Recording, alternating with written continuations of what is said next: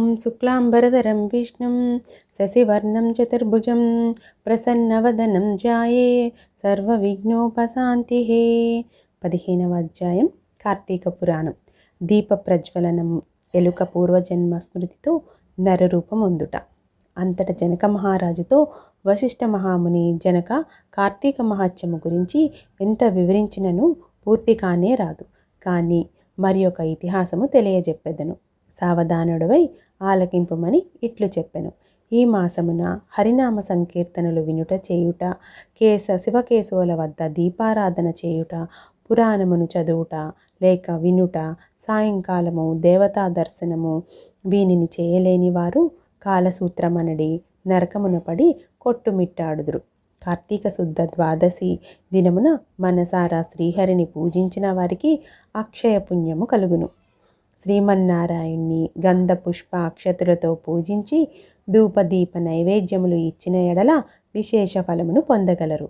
ఈ విధముగా 1 రోజులు విడువక చేసిన ఎడల అట్టివారు దేవదుందుబులు మ్రోగుచుండగా విమానమెక్కి వైకుంఠమునకు పోవుదురు.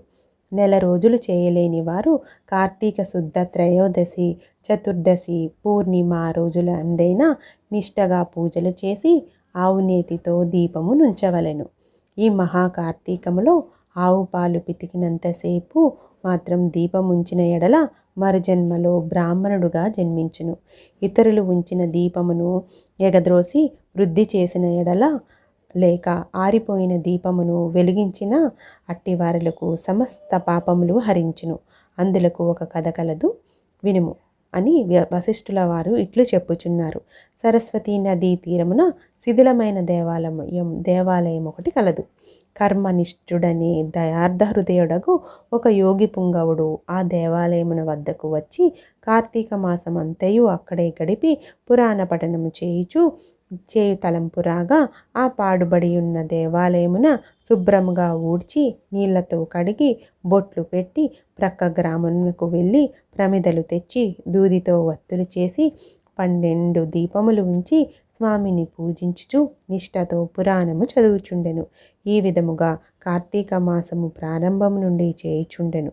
ఒక రోజున ఒక మూషికము ఆ దేవాలయంలో ప్రవేశించి నలుమూలలు వెతికి తినడానికి ఏమీ దొరకనందున అక్కడ ఆరిపోయి ఉన్న ఒత్తిని తినవలసినదని అనుకొని నోట కరుచుకొని పక్కనున్న దీపము వద్ద ఆగెను. నోట కరిచి ఉన్న వత్తి చివరకు అగ్ని అంటుకొని ఆరిపోయిన వత్తి కూడా వెలిగి వెలుతురు వచ్చెను.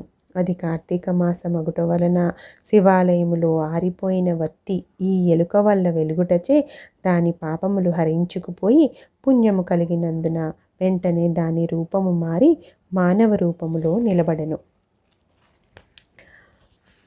కార్తీక మాస దీపారాధన ఫలముచే ఎలుక మానవుడగుట.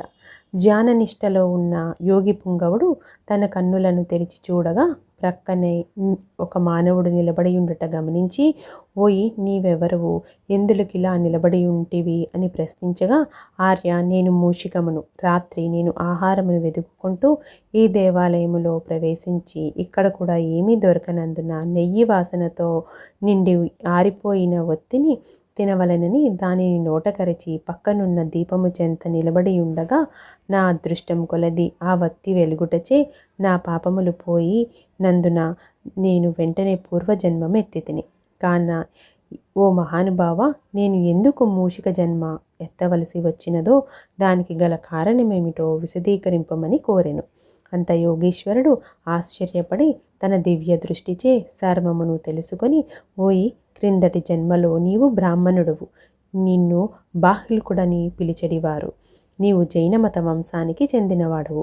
నీ కుటుంబాన్ని పోషించుటకు వ్యవసాయము చేస్తూ ధనాసాపారుడై దేవపూజలు నిత్యకర్మములు మరిచి నీచుల సహవాసమును వలన నిషిద్ధాన్నము తినుచు మంచివారులను యోగ్యులను నిందించుచు పరుల చెంత స్వార్థ చింత గలవాడవై ఆడపిల్లలను అమ్ముతూ వృత్తి చేస్తూ దానివల్ల సంపాదించిన ధనాన్ని కూడబెట్టుచు సమస్త తినుబండారములు కడుచౌకగా కొని తిరిగి వాటిని ఎక్కువ ధరకు అమ్మి అటుల సంపాదించిన ధనమును నీవు అనుభవించక ఇతరులకు ఇవ్వక ఆ ధనమును భూస్థాపితము చేసి పిసినారివై జీవించినావు. మరణించిన తరువాత ఎలుక జన్మమెత్తి వెనుకటి జన్మ పాపమును అనుభవించుచుంటివి. నేడు భగవంతుని దగ్గర ఆరిపోయిన దీపాన్ని వెలిగించినందున పుణ్యాత్ముడు వైతివి. దాని వలననే నీకు తిరిగి పూర్వజన్మ ప్రాప్తించినది. కాన నీవు నీ గ్రామమునకు పోయి నీ పెరటి యందు పాతిపెట్టిన ధనమును త్రవ్వి ఆ ధనముతో దానధర్మములు చేసి భగవంతుని ప్రార్థించుకొని మోక్షము పొందుమని